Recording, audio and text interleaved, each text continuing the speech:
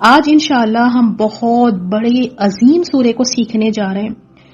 دل کے ساتھ بیٹھیں، اخلاص کے ساتھ بیٹھیں، اچھی نیت کر کے بیٹھیں کہ اللہ تعالیٰ اس سورے کو ہمیں سمجھنے میں اللہ تعالیٰ آسانیاں فرمائیں، کیونکہ یہ بہت فضیلتوں والا سورہ ہے. اور یہ سورہ مکی سورہ ہے اور اس میں 7 آیات ہے. اب آگے آپ دیکھیں گے جتنے بھی سورے آئیں گے یا تو وہ مکی ہوں گے یا تو مدنی ہوں گے. تو یہ کیسے پتا چلتا ہے کون سا سورہ مکہ ہے اور کون مکی ہے اور کون سا سورہ مدنی ہے؟ تو یہ مکی اور مدنی صورتوں کا تعلق رسول اللہ صلی اللہ علیہ وسلم کی ہجرت سے ہے. رسول اللہ صلی اللہ علیہ وسلم کو جب نبی بنے 40 سال کی عمر میں، تو اس کے بعد 13 سال تک آپ مکہ میں رہے اور پھر مکہ سے 13 سال کے بعد ہجرت کر کے مدینہ گئے. تو جو بھی صورتیں یا آیتیں جو ہجرت سے پہلے نازل ہوئی ان صورتوں کو مکی کہتے ہیں.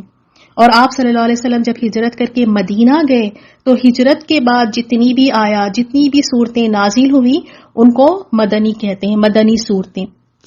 تو آپ دیکھیں گے قرآن میں 114 صورتیں ہیں، اس میں سے جو ہے 86 سوراز مکی ہے اور 28 سورے مدنی سورے ہے.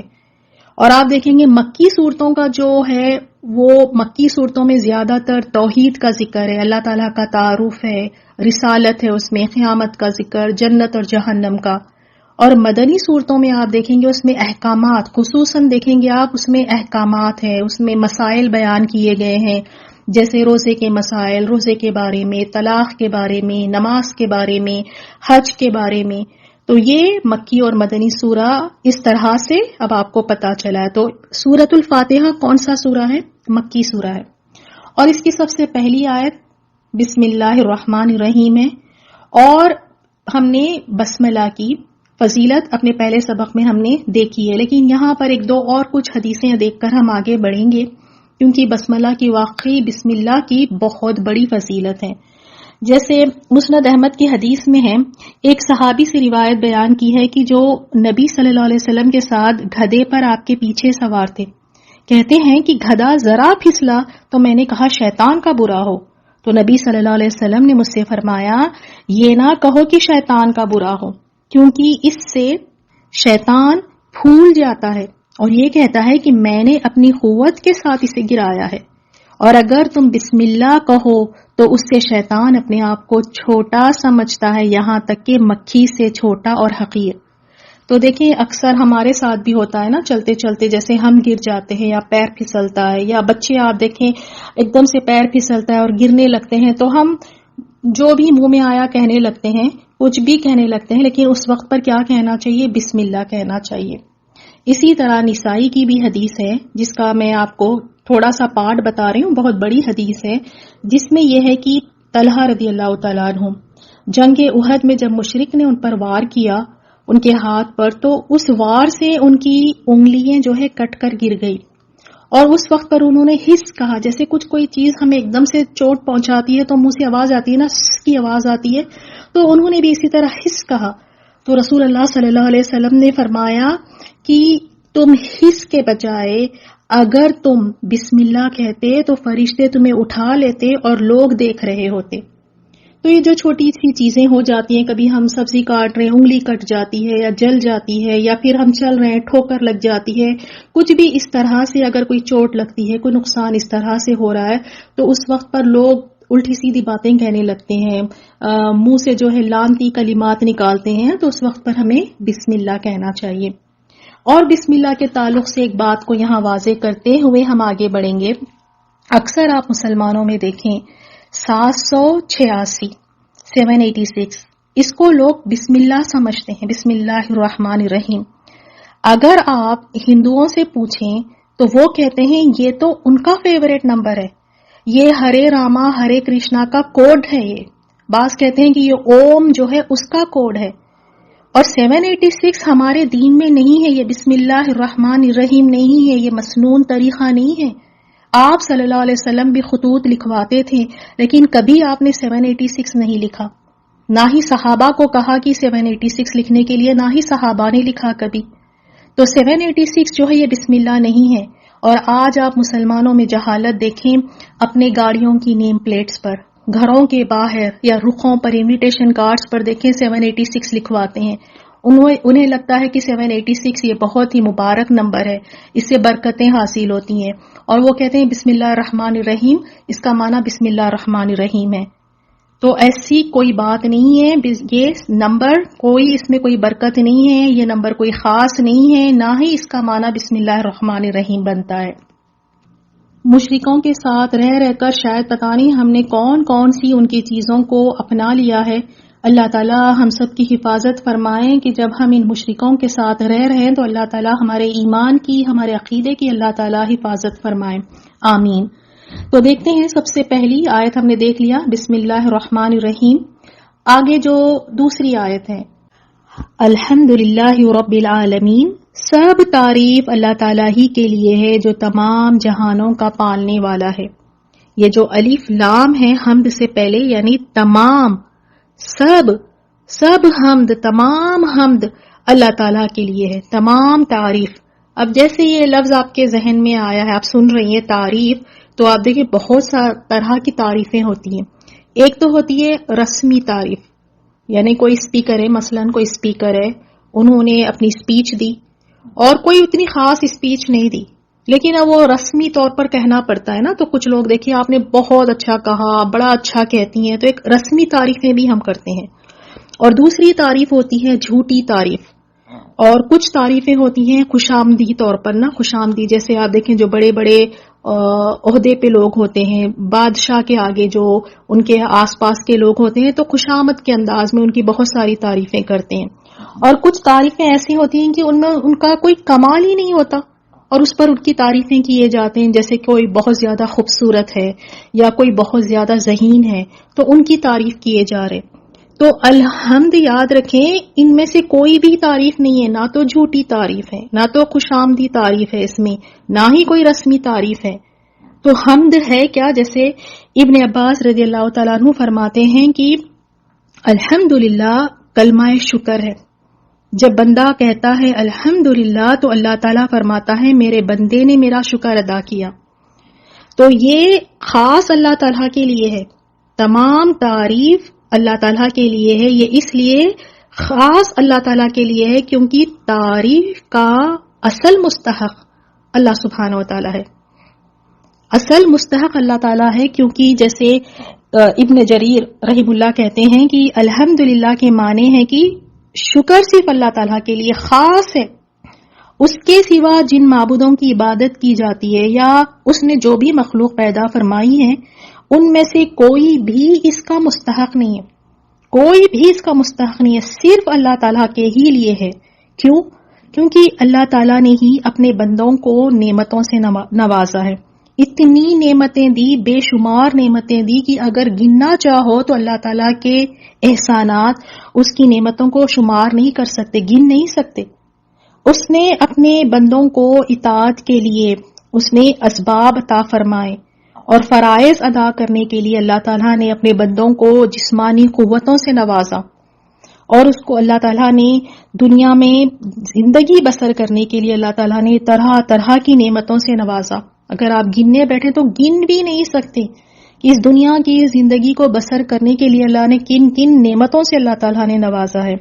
اور پھر وہی ذات ہے، اللہ تعالیٰ ہی ہے جس نے راستہ دکھایا. اللہ تعالیٰ نے جنت کا راستہ بتایا کہ وہ کون سا راستہ ہے جو جنت تک لے جاتا ہے. تمام چیزیں اللہ تعالیٰ ہی کی طرف سے ہیں، اسی لیے تعریف بھی حمد بھی صرف اسی کے لیے خاص ہے، کوئی اس تعریف کا مستحق نہیں سوائے اللہ تعالیٰ کے. اور اگر کوئی بھی تعریفیں اس دنیا میں ہو رہی ہیں تو وہ تمام تعریفیں اللہ تعالیٰ ہی کی تو ہو رہی ہیں. مثال کے طور پر اگر کوئی ہے لڑکی بہت زیادہ خوبصورت ہے، تو اگر اس لڑکی کی تعریف ہو رہی ہے تو اصل میں یہ تعریف کس کی ہو رہی ہے؟ یہ تعریف اس کی ہو رہی ہے جس نے اس لڑکی کو بنایا، اور وہ اللہ تعالیٰ نے اس لڑکی کو خوبصورت بنایا. اس لڑکی کا تو کوئی کمال ہی نہیں ہے اس میں، اس نے خود اپنے آنکھ ناک نہیں بنایا، اس نے خود اپنے آپ کو خوبصورت نہیں بنایا، اس میں تو اس کا کوئی کمال ہی نہیں ہے. اصل تعریف تو اللہ تعالیٰ کی ہے.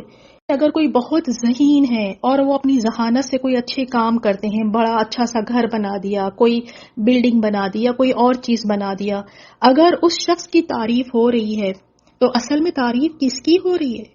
تعریف اللہ تعالیٰ کی ہو رہی ہے کہ اس شخص کو ذہانت اور قابلیت کس نے دی؟ اللہ تعالیٰ نے دی. تو سب تعریفیں اللہ تعالیٰ ہی کے لیے ہے، اور جتنی بھی تعریفیں ہو رہی ہیں اصل میں اللہ تعالیٰ ہی کی تعریف ہو رہی ہے. تو اب یہ بات واضح ہو گئی نا، یعنی کسی کے اندر کوئی بھی خوبی ہو یا حسن ہو یا کوئی کمال ہو تو وہ بھی اللہ تعالیٰ کا دیا ہوا ہے. اس لیے تعریف کا مستحق بھی صرف اللہ تعالیٰ ہی ہے. اور اللہ تعالیٰ کی تعریف کس طرح کرنی چاہیے؟ محبت اور تعظیم کے ساتھ اللہ تعالیٰ کی تعریف بیان کرنا چاہیے. آج کل تو ہم یہ کلمہ الحمدللہ بس ایک لفظ کی طرح، ایک ورڈ کی طرح کہہ دیتے ہیں، بنا سوچے سمجھے، بنا احساسات کے، بنا شعور کے، بنا اس کلمے کی ہم فضیلت کو سمجھے ہوئے بس کہہ دیتے ہیں الحمدللہ. لیکن یہ ایسا کلمہ ہے جس سے اللہ تعالیٰ خوش ہوتے ہیں. یہ کلمہ شکر ہے. اور جب کوئی بندہ یہ کہتا ہے الحمدللہ تو اللہ تعالیٰ فرماتے ہیں میرے بندے نے میرا شکر ادا کیا. تو شکر ادا کرنے کا بہترین جو کلمہ ہے وہ ہے الحمدللہ. اور الحمد میں شکر بھی شامل ہے اور تعریف، دونوں چیزیں شامل ہیں. الحمد میں جب ہم کہہ رہے ہیں الحمدللہ تو شکر بھی اللہ تعالیٰ کے لیے ہے اور تمام سب کی سب تعریف بھی اللہ تعالیٰ ہی کے لیے ہے. اب دیکھیں مثال کے طور پر دنیا کی زندگی میں دیکھ لیں، اس دنیا میں اگر کوئی چیز آپ کو بہت اچھی لگتی ہے تو آپ اس چیز کی تعریف کر دیتی ہیں. اب ضروری نہیں کہ جو چیز آپ کو اچھی لگی، جس کی آپ تعریف کر رہے اس کا شکر بھی آپ ادا کریں.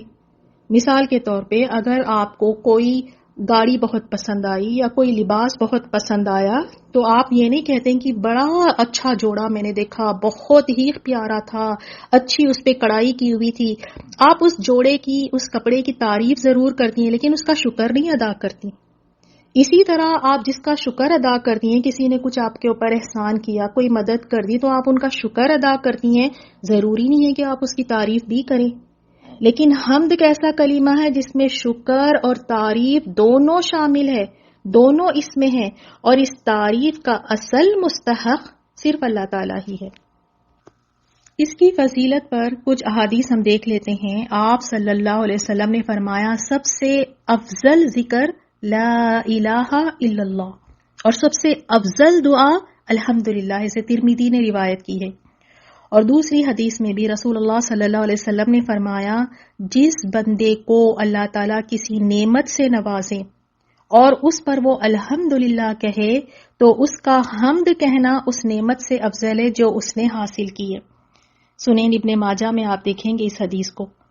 تو نعمت پر الحمدللہ کہہ دینا یہ بھی ایک بہت بڑی نعمت ہے. اس نعمت سے بڑی نعمت ہے کہ کسی کو اللہ تعالیٰ یہ توفیق عطا فرما دے کہ وہ ہمیشہ اپنی ہر نعمتوں پر اللہ تعالیٰ کا شکر ادا کرے، اللہ تعالیٰ کی تعریف بیان کریں، اس پر اللہ تعالیٰ کا حمد کہنا اس نعمت سے بھی زیادہ افضل ہے. اللہ تعالیٰ ہم سب کو ایسی زبان عطا فرمائے، ایسا دل عطا فرمائے کہ ہر نعمت پر اللہ تعالیٰ کی طرف سے جو بھی بھلائی ہمیں ملے اس پر ہم دل سے محبت کے ساتھ، شعور کے ساتھ اس نعمت پر ہم الحمدللہ کہنے والے بنے. اور یہ نعمت بھی ہر کسی کو اللہ تعالیٰ عطا نہیں فرماتا، ورنہ تو دیکھیں سب کچھ ہوتے ہوئے کتنے رونے ہوتے ہیں، کتنے گلے شکوے، یہ نہیں ملا وہ نہیں ملا، اور جو نعمتیں ملی ہیں ان کی طرف دیکھتے بھی نہیں ہیں، الحمدللہ کہنے کی توفیق نہیں ہوتی، اور شکایتیں شکوے ہی ہوتے ہیں. لیکن یاد رکھیں یہ بہت بڑی نعمت ہے. اور اس حدیث سے بھی اور اس کی فضیلت آپ کو واضح ہوگی. انس رضی اللہ تعالیٰ عنہ سے روایت ہے، رسول صلی اللہ علیہ وسلم نے فرمایا اللہ تعالیٰ اس بندے سے خوش ہوتا ہے جو کھانا کھاتا ہے تو اس پر اللہ کی حمد کرتا ہے، اور کچھ پیتا ہے تو اس پر بھی حمد کرتا ہے. اسے مسلم نے روایت کیا ہے. تو چاہے ہم تھوڑا کھائیں یا زیادہ کھائیں، جب بھی کھائیں اور کھانے اور پینے پر اللہ تعالیٰ کی جب حمد کرتے ہیں تو اس سے اللہ تعالیٰ کی رضامندی حاصل ہوتی ہے، اللہ تعالیٰ اس سے خوش ہوتے ہیں.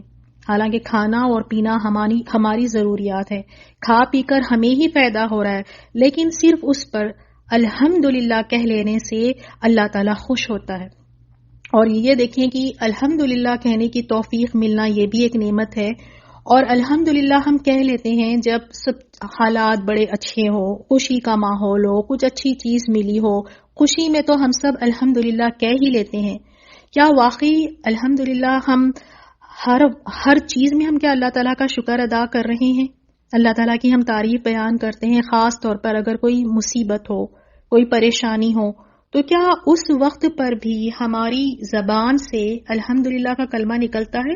بالکل نہیں. خوشی کے حالات میں، خوشی کے وقت میں ہم ضرور اللہ تعالیٰ کی حمد بیان کرتے ہیں، اللہ تعالیٰ کا شکر ادا کرتے ہیں. اس حدیث کو دیکھیں آپ، ترمذی کی حدیث ہے. ابو موسیٰ اشعری رضی اللہ تعالیٰ عنہ سے روایت ہے، رسول اللہ صلی اللہ علیہ وسلم نے فرمایا جب کسی بندے کی اولاد فوت ہو جاتی ہے تو اللہ تعالیٰ اپنے فرشتوں سے فرماتا ہے تم نے میرے بندے کی اولاد کی روح کو قبض کیا ہے؟ تو وہ کہتے ہیں ہاں. بس اللہ تعالیٰ فرماتا ہے تم نے اس کے دل کا پھل قبض کیا ہے؟ وہ کہتے ہیں ہاں. تو اللہ تعالیٰ فرماتا ہے بس میرے بندے نے کیا کہا؟ وہ کہتے ہیں اس نے تیری حمد بیان کی اور انا للہ و انا الیہ راجعون پڑھا. تو اللہ تعالیٰ فرماتا ہے تم میرے بندے کے لیے جنت میں ایک گھر بنا دو اور اس کا نام بیت الحمد رکھو. تو اس حدیث سے ہمیں کیا پتا چلا؟ اس میں اس بات کا ذکر ہے کہ مصیبت کے وقت صبر کرنے اور اللہ تعالیٰ کی حمد کرنے کی فضیلت کا بیان ہے. مصیبت میں بھی اللہ تعالیٰ کی حمد بیان کرنا ہے. خاص طور پر اس حدیث میں کس چیز کا ذکر کیا گیا؟ خاص طور پر اولاد کی جب جدائی کا صدمہ ہو، جب اولاد فوت ہو جائے، اس وقت پر چیخنے، چلانے، بے صبری کا مظاہرہ کرنے کے بجائے اللہ تعالیٰ کی رضا، تقدیر پر اور صبر اور شکر کرنا، اس میں بہت بڑا اجر و ثواب ہے. اللہ تعالیٰ ایسے بندے کے لیے پھر جنت میں اللہ تعالیٰ گھر بناتے ہیں. اللہ تعالیٰ ہم سب کو توفیق دے کہ ہم مصیبتوں میں بھی، تکلیفوں میں بھی، پریشانیوں میں بھی کوئی ہم سے پوچھے کیا حال ہے تو اس وقت پر بھی ہماری زبان سے کیا نکلے؟ الحمدللہ علی کل حال. اس وقت پر بھی ہم اپنے رب کی تعریف ہی بیان کریں، اپنا رب کا ہم شکر ہی ادا کریں. اور آپ صلی اللہ علیہ وسلم کا بھی طریقہ یہی تھا. اگر کوئی چیز ایسی پیش آتی جو خوش کرنے والی ہوتی یا کوئی ناپسندیدہ چیز پیش آ جاتی، کوئی ناگوار بات کوئی ہو جاتی، تو اس پر آپ صلی اللہ علیہ وسلم کیا کہا کرتے؟ جب کوئی خوش کرنے والی چیز پیش آتی تو آپ صلی اللہ علیہ وسلم فرماتے الحمد للہ الذی بنعمتہ تتم الصالحات. سب تعریف اس اللہ کے لیے ہے جس کی نعمت سے اچھے کام مکمل ہوتے ہیں. تو اب سے ہمیں نا یہی کلمات کہنا ہے. کوئی بھی اچھا کام ہو تو سب سے پہلے اپنے رب کی تعریف کریں. ہم ان کی تعریفیں کرنے میں لگ جاتے ہیں کہ ان کی وجہ سے ہوا، ان کی وجہ سے ہوا. سب سے پہلے رب کی تو تعریف بیان کریں کہ سب تعریف اس اللہ کے لیے ہے جس کی نعمت سے اچھے کام پورے ہوتے ہیں. اور اسی طرح آپ صلی اللہ علیہ وسلم جب کوئی ایسی چیز پیش آتی جو آپ کو پسند نہیں ہوتی، ناگوار کوئی ایسی بات یا ایسی چیز پیش آتی، تو آپ صلی اللہ علیہ وسلم کہتے ہیں الحمدللہ علی کل حال. ہر حال پر تمام تعریف اللہ ہی کے لیے ہے. تو دیکھیں کتنے بہترین کلمات ہیں کہ اگر خوش بھی ہیں تب بھی اللہ کی حمد بیان کریں. جب ایسے حالات ہیں، ناگوار حالات ہیں، پسندیدہ نہیں ہیں، آپ کو نہیں پسند آ رہے ہیں، تب بھی اپنے رب کی تعریف بیان کریں. یہ ایسے کلمات ہیں جس سے اللہ تعالیٰ راضی ہوتے ہیں.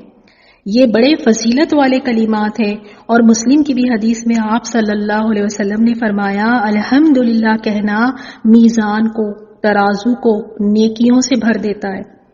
اور فرمایا سبحان اللہ اور الحمدللہ کہنا زمین اور آسمان کے درمیان ساری چیزوں کو نیکیوں سے بھر دیتا ہے. تو یہ کلمات واقعی بہت فضیلت والے کلمات ہیں، ان کا بہت بڑا اجر و ثواب ہے. تو دیکھ لیتے ہیں وہ کون کون سی دعائیں ہیں جس میں آپ صلی اللہ علیہ وسلم نے ہمیں سکھائی ہیں، جس میں حمد یعنی جس میں ہم اللہ تعالیٰ کی تعریف بیان کر رہے ہیں. سب سے پہلے تو جب چھینک آئے تو اس پر بھی ہمیں الحمدللہ کہنا چاہیے. اور اگر کوئی اچھا خواب دیکھیں تو آپ صلی اللہ علیہ وسلم نے فرمایا اچھا خواب اللہ تعالیٰ کی طرف سے ہے تو اس پر کیا کرنا ہے؟ اللہ تعالیٰ کی حمد و ثنا بیان کرنا ہے. اور پھر نیند سے جاگنے کے بعد جو دعا ہمیں سکھائی گئی ہے وہ دعا ہے الحمد للہ الذی احیانا بعدما اماتنا والیہ النشور. سب تعریف اللہ تعالیٰ کے لیے ہے جس نے ہمیں مارنے کے بعد زندہ کیا اور اسی کی طرف اٹھ کر جانا ہے. تو کتنی خوبصورت ایک ہم صبح کا آغاز کر رہے ہیں کہ ہم اٹھ رہے ہیں اور اپنے رب کی تعریف بیان کریں، اپنے رب کی حمد بیان کرتے ہوئے ہم اپنی صبح کا آغاز کر رہے ہیں. تو وہ دن کتنا خوبصورت ہوگا. اور پھر کچھ بھی کھائیں تو اس پر بھی ہمیں اللہ تعالیٰ کی حمد بیان کرنا. رسول اللہ صلی اللہ علیہ وسلم نے فرمایا جس شخص نے کھانا کھایا پھر یہ دعا پڑھی الحمدللہ الذي أطعمني هذا ورزقني من غير حول مني ولا قوة. تمام تعریفیں اس اللہ کے لیے ہے جس نے مجھے یہ کھلایا اور یہ رزق مجھے دیا بغیر میری طاقت یا تدبیر اور قوت کے. تو رسول اللہ صلی اللہ علیہ وسلم نے فرمایا اس کے اگلے گناہ معاف کر دیے جاتے ہیں، اس کے صغیرہ گناہوں کو اللہ تعالیٰ معاف فرما دیتے ہیں. تو دیکھیں کھانا ہم اپنے لیے کھاتے ہیں لیکن اس پر اللہ تعالیٰ کی حمد بیان کرنا، اللہ تعالیٰ کی تعریف بیان کرنا، اس سے اللہ تعالیٰ جو چھوٹے گناہ ہیں، صغیرہ گناہ ہے، اللہ تعالیٰ وہ پچھلے صغیرہ گناہوں کو معاف کر دیتا ہے. تو جب بھی ہم اٹھیں تب بھی اللہ تعالیٰ کی حمد بیان کریں، جب ہم کھانا کھائیں تب بھی اپنے رب کی ہم حمد بیان کریں. خوشی کا موقع ہو، کچھ اچھے حالات پیش آئیں، ناگوار چیزیں اگر کچھ دے اس طرح سے پیش آئیں تب بھی اپنے رب کی تعریف کرنی ہے. اور اسی طرح جب کپڑے پہنیں تو اس وقت پر بھی کپڑا پہننے کی بھی دعا رسول اللہ صلی اللہ علیہ وسلم نے سکھائی. الحمد للہ الذی کسانی هذا الثوب ورزقنیه من غیر حول منی ولا قوة. سب تعریف اللہ کے لیے ہے جس نے مجھے یہ کپڑا پہنایا اور میری کسی طاقت اور کسی قوت کے بغیر مجھے عطا کیا. اور اگر دیکھیں آپ جیسے ہم نمازیں پڑھتے ہیں 5 وقت کی نمازوں کے بعد بھی جو ہمیں نماز کے بعد کے اذکار ہمیں سکھائے گئے بتائے گئے ہیں اس میں بھی یہی کلمہ ہے نا، سبحان اللہ والحمد للہ واللہ اکبر 33 مرتبہ 33 ٹائمز ہم پڑھتے ہیں. اور پھر لا الہ الا اللہ وحدہ لا شریک لہ لہ الملک ولہ الحمد وہو علی کل شیء قدیر 1 مرتبہ پڑھتے ہیں. تو اس کا اجر و ثواب دیکھیے گا. رسول اللہ صلی اللہ علیہ وسلم نے فرمایا جو شخص ہر نماز کے بعد یہ پڑھے اس کے گناہ معاف کر دیے جاتے ہیں چاہے سمندر کی جھاگ کے برابر ہو. تو یہ ایک ایسا کلمہ ہے اللہ تعالیٰ کو بہت پسند ہے، بڑی فضیلتوں والا کلمہ ہے. اب تصور کریں کہ ایک دن کا آغاز اللہ تعالیٰ کی تعریف سے ہو رہا ہے، کھا رہے ہیں، نمازوں کے بعد اللہ تعالیٰ کی حمد و ثنا بیان ہو رہی ہے، اچھے اور برے حالات میں اللہ تعالیٰ کی حمد و ثنا بیان کر رہے ہیں. تو یہ بندہ کس قدر اپنے رب کا شکر گزار بندہ ہے کہ اپنی ہر چیز میں اپنے رب کو یاد رکھتا ہے اور اپنے رب کی تعریفیں بیان کرتا ہے. تو انشاءاللہ آج سے ہم سب ہے یہ کلمہ بہت چھوٹا الحمدللہ لیکن بڑے دل سے، بڑے خلوص کے ساتھ، محبت کے ساتھ، بڑے تعظیم کے ساتھ اس کلمے کو کہا کریں گے انشاءاللہ آج کے بعد سے، تاکہ واقعی جو نعمتیں اللہ تعالیٰ نے ہمیں دی ہیں اس کا ہم شکر بھی ادا کریں اور اپنے رب کی ہم تعریف بھی کریں جو اس کا مستحق ہے. اور یہ سب تعریفیں، یہ تمام تعریفیں کس کے لیے ہے؟ اللہ تعالیٰ کے لیے ہے. الحمدللہ سب تعریف اللہ تعالیٰ کے لیے ہے. اور اللہ یہ اللہ تعالیٰ کا ذاتی نام ہے، اس کا استعمال کسی اور کے لیے جائز نہیں ہے اور یہی اسم اعظم ہے. اور سورہ حشر میں آپ دیکھیں گے اللہ سبحانہ و تعالیٰ کی صفات بتائی گئی ہیں کہ وہ اللہ کون ہے. ان آیات کو سنیں، سورۃ الحشر کی آیات کو سنیں اور اس کے ترجمے کو سنیں. اللہ تعالیٰ کی اتنی خوبصورت صفات اس میں بیان کی گئی ہیں.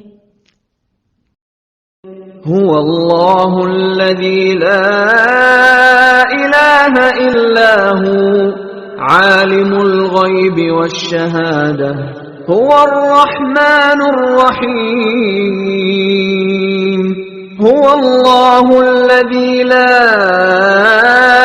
الہ الا هو الملک القدوس القدوس السلام المؤمن المهيمن العزيز الجبار المتكبر سبحان الله عما يشركون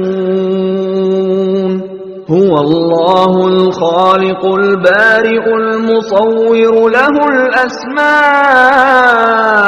الحسنى يسبح له ما في السماوات والأرض وهو العزيز الحكيم.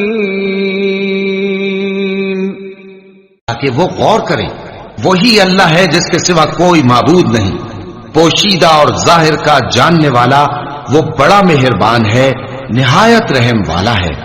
وہی اللہ ہے جس کے سوا کوئی عبادت کے لائق نہیں، بادشاہ حقیقی، ہر عیب سے پاک، سلامتی دینے والا، امن دینے والا، نگہبان، غالب، زبردست، بڑائی والا. اللہ مشرکوں کے شرک سے پاک ہے. وہی اللہ تمام مخلوقات کا خالق، ایجاد و اختراع کرنے والا، صورتیں بنانے والا. اس کے سب اچھے سے اچھے نام ہیں.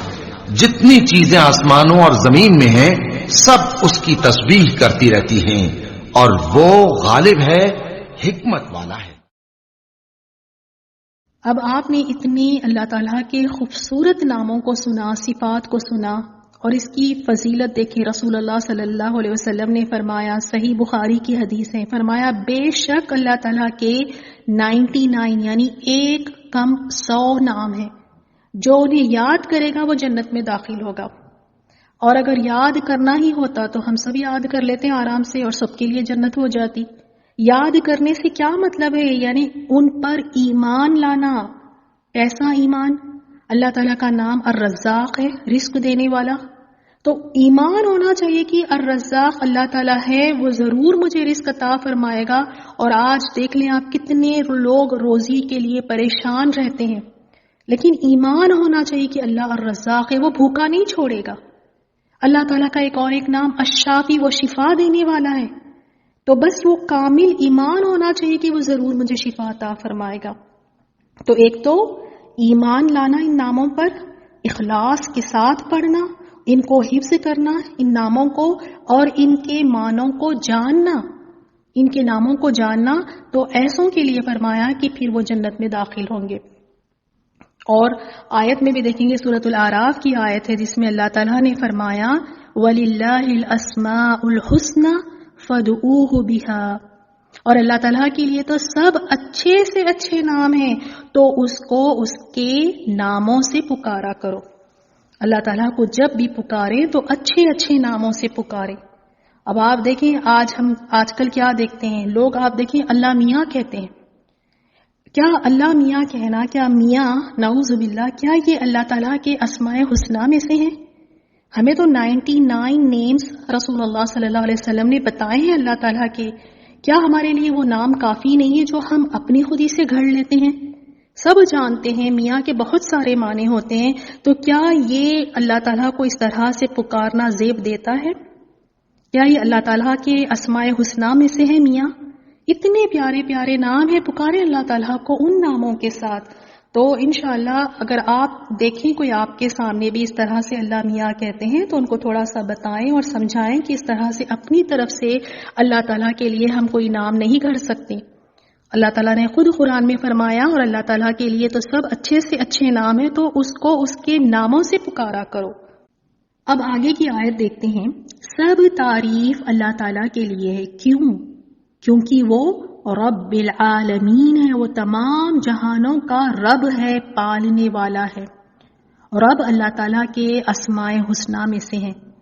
اور اس کے معنی کیا ہے؟ اس کے معنی یہ ہے کہ ہر چیز کو پیدا کر کے اس کی ضروریات مہیا کرنا اور اس کو تکمیل تک پہنچانے والا. رب وہ ہے جو خالق ہے، جو پالنے والا ہے، جو بندوں کے معاملات کو سنبھالنے والا ہے، نعمتوں سے نوازنے والا ہے، وہ مالک ہے، وہ رہنمائی کرتا ہے. اور یہ نام رب کسی غیر اللہ کے لیے یہ رب کا لفظ استعمال نہیں کر سکتے، کسی کے لیے نہیں ہے. رب صرف اللہ تعالیٰ ہے. لیکن اس نام میں اضافت کر کے اس نام کو دوسروں کے لیے استعمال کیا جا سکتا ہے. مثلا رب الدار گھر کا مالک، دار کا مالک. لیکن رب یہ لفظ کسی کے لیے استعمال نہیں کر سکتے. ہاں لیکن اضافت کے ساتھ اس لفظ کو غیر اللہ کے لیے استعمال کیا جا سکتا ہے. اور بعض مفسرین کہتے ہیں رب یہ اسم اعظم ہے. اور آپ قرآن میں دیکھیں جتنی بھی دعائیں ہیں نا وہ تمام دعائیں دیکھیں ربنا ربی اسی سے شروع ہوئی ہے، یہی رب کے کلمے سے شروع ہوئی ہیں. یہ اسم اعظم ہے اور یہ اتنا اللہ تعالیٰ کا خوبصورت نام ہے، اسماء حسنہ میں سے ہے. اور آپ دیکھیے گا اکثر لوگ گانوں میں اور اپنی شاعری میں رب کا لفظ استعمال کرتے ہیں اور نعوذ باللہ وہاں پر اپنے محبوب کو رب سے جوڑتے ہیں. یہ بہت بڑا شرک ہے. اور اکثر مسلمانوں کو دیکھیں اول تو پہلے گانے سننے ہی نہیں چاہیے. جب ہم گانے سنتے ہیں تو پھر قرآن سے دور ہو جاتے ہیں. تو اب جہالت میں گانے سنتے ہیں اور گنگناتے ہیں اور ان گانوں میں آپ دیکھیں کہیں محبوب کو رب سے جوڑا جا رہا ہے، رب کی طرح نظر آتا ہے. کہیں آپ دیکھیں کہیں شاعری میں رب کا لفظ استعمال ہوتا ہے، حالانکہ یہ شرک ہے. بہت احتیاط کرنا چاہیے ان چیزوں سے. تو جب بھی دعا کریں تو رب کہہ کر پکارے. آپ دیکھیں ربنا آتینا، ربنا، آپ جتنی بھی دعائیں قرآن میں دیکھیں ربنا سے ہے. اللہ تعالی ہم سب کو دعاؤں کا سلیقہ اللہ تعالیٰ عطا فرمائے. اور پھر دیکھیں اب یہ رب ہے تمام جہانوں کا. اب جہان میں کیا کچھ آ گئے، عالمین عالم کی جمع ہے. اب یہ تمام جہانوں میں کون کون سی چیزیں آ گئیں، اللہ تعالیٰ کے سوا ہر موجود چیز اس کو عالم کہتے ہیں، ہر موجود چیز کو اللہ تعالیٰ کے سوا. اور آپ دیکھیں کتنے عالم ہیں. ایک عالم جن، جنوں کا جہان ہے، انسانوں کا جہان ہے، فرشتوں کا جہان ہے. اسی طرح پرندوں کا ایک جہان ہے، چینٹیوں کا جہان ہے، سانپوں کا جہان ہے، کیڑے مکوڑے دیکھیں ان کا ایک جہان ہے، بندروں کا ایک جہان، پودے ہیں ان کا ایک اپنا جہان، ان کا ایک اپنا عالم ہے، کائنات کا ایک جہان ہے. اتنے جہان ہیں ہمیں تو علم ہی نہیں ہے کہ اور کون کون سے ایسے جہان اللہ تعالیٰ کے ہیں جو ہم نہیں جانتے. ایون کیڑے مکوڑوں میں دیکھ لیں، پرندوں میں آپ دیکھ لیں کئی ایسے کیڑے مکوڑے ہوتے ہیں جو ہم نے پہلے کبھی نہیں دیکھے ہوتے. اللہ تعالیٰ نے بنائے ہیں، اللہ تعالیٰ کی مخلوق ہے تو وہ تمام جہانوں کا پالنے والا ہے. اس نے اس تمام چیزوں کو پیدا کر کے ایسے ہی نہیں چھوڑ دیا کیونکہ وہ رب ہے. رب یعنی پالنے والا، دیکھ بھال کرنے والا، رہنمائی کرنے والا. ان سب کو پیدا کر کے یہ تمام عالمین کا تمام کا یہ رب ہے، یہ خالق ہے، یہ مالک ہے، یہ رب ہے، سب کو پال رہا ہے. ایک چھوٹا سا کیڑا جو پتھر کے نیچے ہے، جو کسی کو نظر نہیں آتا، وہ اس چھوٹے سے کیڑے کا بھی رب ہے اور اس کیڑے کی بھی دیکھ بھال کر رہا ہے، اس کو بھی رزق مہیا کر رہا ہے، اس کو بھی رزق پہنچا رہا ہے. ایک چھوٹا سا کیڑا جو نظر بھی نہیں آتا پتھر کے نیچے جو ہے. اور اگر مچھلیاں ہیں، مچھلیوں کے بارے میں آتا ہے کہ جو بڑی بڑی مچھلیاں ہوتی ہیں وہ ایک وقت میں ٹنوں ٹن اپنی اس کی غذا ہوتی ہے، اس کو بھی اللہ تعالیٰ پال رہا ہے. یعنی رب کون ہے؟ سب کی ضروریات کا خیال رکھنے والا، دیکھ بھال کرنے والا، اور سب کو دیکھ رہا ہے، سب کا خیال رکھ رہا ہے، چاہے اس میں کافر ہو مشرک ہو، سب کو کھلا رہا ہے، سب کو پال رہا ہے، سب کی دیکھ بھال کر رہا ہے. کیونکہ وہ رب العالمین ہے، تمام جہانوں کا پالنے والا. میرا اور آپ کا تو ایمان ہے، ہم اللہ تعالیٰ کو مانتے ہیں، ہمارا ایمان ہے کہ اللہ تعالیٰ رب ہے، پالنے والا ہے. اور پھر کیوں ہم اتنے ڈرے سے رہتے ہیں، سہمے سے رہتے ہیں، پریشان حال رہتے ہیں چیزوں کو لے کر؟ اللہ تعالیٰ نہیں چھوڑے گا. وہ رب ہے. جس طرح اللہ تعالیٰ محبت کرتا ہے، جس طرح اللہ تعالیٰ ضروریات کا خیال رکھتا ہے، کوئی اور رکھ ہی نہیں سکتا. اپنی مشکلات میں، اپنی بیماریوں میں، اپنی پریشانیوں میں پکاریں، یا رب کہہ کر پکاریں، وہ ضرور سنے گا. وہ تنہا نہیں چھوڑے گا آپ کو، وہ آپ کی مشکلات کو دور کرے گا، وہ آپ کو نعمتوں سے نوازے گا، رہنمائی فرمائے گا، وہ دیکھ بھال کرے گا. وہ رب ہے، وہ مالک ہے. اور وہ رب کیسا ہے، اس کی صفات بتائی گئی ہیں. وہ رب کیسا ہے؟ الرحمن الرحیم. وہ رب ایسا ہے، وہ رحمان ہے، وہ رحیم ہے. وہ بڑا مہربان ہے، نہایت رحم کرنے والا ہے۔ اس آیت میں سب سے پہلے اس پہ پاک جو اللہ تعالیٰ کا بیان کیا گیا ہے، ذکر کیا گیا ہے، وہ ہے اللہ، اور پھر اس نام میں اس کا کوئی شریک نہیں، اور پھر اللہ تعالیٰ کی صفات میں جو سب سے پہلی صفت بیان کی گئی ہے وہ الرحمن ہے، اور رحمان کی صفت یہاں پر بیان کی گئی، اور یہ نام اللہ تعالیٰ کے لیے خاص ہے۔ کسی کے لیے یہ نام جائز نہیں کہ کسی کو رحمان کے نام سے پکارا جائے۔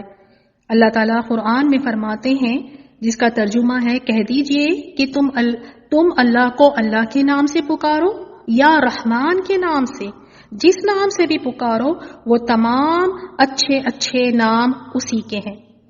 تو یہ نام بھی صرف یہ جو صفت یہاں بیان کی گئی ہے رحمان، یہ صرف خاص اللہ تعالیٰ کے لیے مخصوص ہے۔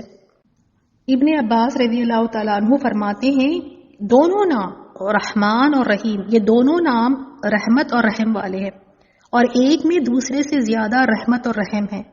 ابن جریر فرماتے ہیں، وہ کہتے ہیں کہ الرحمن کے معنی ہے تمام مخلوق پر رحم فرمانے والا، اور رحیم کے معنی ہے مومنوں پر رحم فرمانے والا۔ اور واقعی دیکھیں کس طرح سے رحمان سب پر رحم فرماتا ہے، جو اس کے شریک ٹھہراتا ہے اسے بھی کھلا رہا ہے، اس کی بھی حفاظت کر رہا ہے، جو چوری کر رہے ہیں، زنا کر رہے ہیں، جو نافرمانیاں کر رہے ہیں، جو اس کی بات نہیں مان رہے ہیں، ان کو بھی کھلا رہا ہے، ان کو بھی پلا رہا ہے، اس کی رحمت ان کے لیے بھی ہے۔ رحمان، اس کی رحمت تمام مخلوق سب پر رحم کرنے والا، لیکن رحیم مومنوں پر رحم کرنے والا۔ صحیح مسلم کی حدیث آپ صلی اللہ علیہ وسلم نے فرمایا، اگر مومن کو اللہ تعالیٰ کے عذاب کے بارے میں صحیح علم ہو تو کوئی بھی اس کی جنت کی خواہش نہ کرے، اور اگر کافر کو اس کی رحمت کے بارے میں علم ہو تو کوئی بھی اس کی رحمت سے مایوس نہ ہو۔ اگر اللہ تعالیٰ کی رحمت کے بارے میں اگر کافر جان جائیں کہ کس طرح سے وہ رحم کرنے والا ہے تو وہ کبھی اللہ تعالیٰ کی رحمت سے مایوس نہ ہو۔ اس کا رحم اتنا زیادہ ہے کہ وہ سب پر رحم کر رہا ہے۔ اور اللہ تعالیٰ نے یہ بھی فرمایا سورۃ الحجر میں کہ اے پیغمبر میرے بندوں کو بتا دیجئے کہ یقیناً میں بڑا بخشنے والا اور بڑا مہربان ہوں، اور بے شک میرا عذاب بھی بڑا درد دینے والا عذاب ہے۔ اور دوسری آیت میں سورۃ الانعام کی آیت میں فرمایا، بے شک آپ کا رب جلد عذاب دینے والا ہے اور بے شک بہت بخشنے والا مہربان بھی ہے۔ اتنا رحیم رحم کرنے والا رب، اور ہم کتنی زیادہ مایوس ہو جاتے ہیں، ڈپریس ہو جاتے ہیں۔ وہ دوسروں پر بھی رحم فرما رہا ہے، گناہگاروں پر، نافرمانوں پر، مشرکوں پر، تو کیا مجھ پر اور آپ پر وہ رحم نہیں فرمائے گا؟ کیوں ہم مایوس ہو جاتے ہیں؟ یہ شیطان کی چال ہوتی ہے کہ شیطان مایوس کر دیتا ہے ایک مومن کو، یہ بھی اس کی ایک چال ہے۔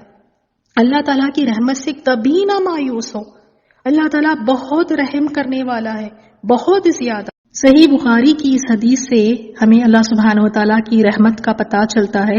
رسول اللہ صلی اللہ علیہ وسلم نے فرمایا، اللہ تعالیٰ نے رحمت کے 100 حصے بنائے اور ان میں سے 99 حصے اپنے پاس رکھے اور صرف ایک حصہ زمین پر اتارا، اور اس کی وجہ سے تم دیکھتے ہو کہ مخلوق ایک دوسرے پر رحم کرتی ہے، جسے بخاری نے روایت کیا۔ ذرا تصور کریں اس بات کو، اللہ تعالیٰ کے پاس 99 حصے، وہ ایک حصے کو تمام مخلوق میں تقسیم کیا گیا۔ اب اس مخلوق میں انسان بھی آ گئے، جن بھی آ گئے، چرند پرند، جانور، کیڑے مکوڑے سب آ گئے، وہ ایک رحمت کے حصے کو تمام میں تقسیم کیا گیا، تو سب کے حصے میں کتنی رحمت آئی ہوگی۔ لیکن پھر بھی ہم دیکھتے ہیں اتنا چھوٹا سا رحمت کا حصہ پا کر انسان ایک دوسرے پر رحم کرتے ہیں، جانور اپنی اولاد پر رحم کرتے ہیں۔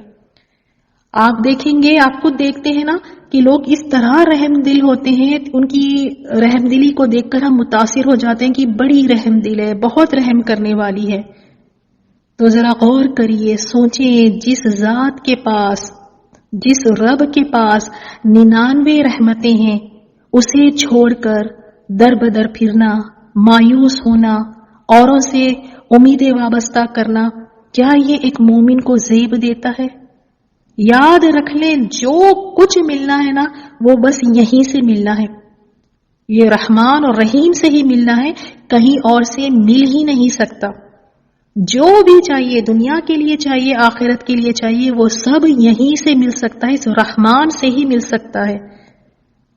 اسی سے مانگے، اسی کے آگے فریادیں کریں، گڑ گڑائیں، روئیں، اپنے گیلے شکوے لوگوں کو سنانے کے بجائے اپنے رب کو سنائیں، اس رب کو سنائیں جس کے پاس 99 رحمتیں ہیں، اس کو سنائیں۔ وہ آپ پر جب رحم فرمائے گا تو دیکھیں ہر طرح کی بگڑی بن جائے گی۔ اسی کی رحمت ہے جو بگڑیاں بنائے گی، اسی کی رحمت ہے جسے جنت میں داخل ہوں گے، اسی کی رحمت ہے جسے دنیا میں بھی کامیابی ہے اور آخرت میں بھی کامیابی ہے۔ اور یہ انبیاء علیہ السلام کی طرف بھی آپ دیکھیں، جب وہ بھی دعائیں کیا کرتے تھے تو اللہ تعالیٰ کے اسی نام سے دعائیں کیا کرتے تھے۔ ایوب علیہ السلام کتنے سال بیمار رہے اور اس بیماری میں کیا کہہ رہے ہیں؟ اللہ تعالیٰ کو پکار رہے ہیں اور یہ دعا پڑھ رہے ہیں، انی مسنی الضر وانت ارحم الراحمین، کہ مجھے یہ بیماری لگ گئی ہے اور تو رحم کرنے والوں سے زیادہ رحم کرنے والا ہے، تو ارحم الراحمین ہے۔ اللہ تعالیٰ کی رحمت سے کبھی نہیں مایوس ہونا چاہیے، اللہ تعالیٰ کی رحمت پر پورا ایمان رکھنا چاہیے، کبھی مایوس نہیں ہونا چاہیے۔ اس کی رحمت تو دیکھیں، زندگی بھر گناہ کرتے جائیں، نافرمانیاں کریں، زندگی بھر گناہ کرتے رہیں، صرف ایک بار سچے دل سے اس کی طرف پلٹ آئیں اور لوٹ آئیں، ایک بار توبہ کریں، ایک بار اس سے معافی مانگ لیں، وہ تمام گناہوں کو بخش دیتا ہے۔ کیوں؟ کیونکہ وہ غفور الرحیم ہے، وہ تانے نہیں دیتا، وہ جھڑکتا نہیں، وہ گناہوں پر پردہ ڈالے رکھتا ہے، وہ مہلت دیتا ہے۔ اتنی نافرمانیاں کرتے ہیں، اتنی نافرمانیوں کے باوجود وہ کھلا بھی رہا ہے، وہ پلا بھی رہا ہے، اتنی نافرمانیوں کے باوجود چلتے پھرتے اٹھتے بیٹھتے وہ ہمیں ذلیل نہیں کرتا۔ یہ اس کی رحمت نہیں تو اور کیا ہے پھر؟ اللہ تعالیٰ ہم سب پر رحم فرمائے۔ اللہ تعالیٰ سے ہم سب یہی دعا کرتے ہیں کہ یا اللہ تو ہم سب پر رحم فرما، تو ہمیں بخش دے، تو ہمارا رب ہے، تو ہمیں بخش دے۔ وَأَنْتَ خَيْرُ الرَّاحِمِينَ يَا حَيُّ يَا قَيُّومُ بِرَحْمَتِكَ أَسْتَغِيثُ، اے زندہ رہنے والے، اے اللہ زندہ رہنے والے، اے قائم رکھنے والے، ہم تیری رحمت سے فریاد کرتے ہیں، ہم تیری رحمت سے فریاد کرتے ہیں، ہم تیری رحمت سے فریاد کرتے ہیں، ہمارے تمام کام تو درست کر دے، ایک آنکھ جھپکنے کے برابر بھی ہمیں ہمارے نفس کے تو سپرد نہ کرنا، ہم سب کا تو آسان حساب فرمانا، اور اپنی رحمت سے یا رب تو ہم سب کو جنت میں داخل فرمانا۔ سبحانک اللہم و بحمدک، اشہد ان لا الہ الا انت، استغفرک و اتوب الیک۔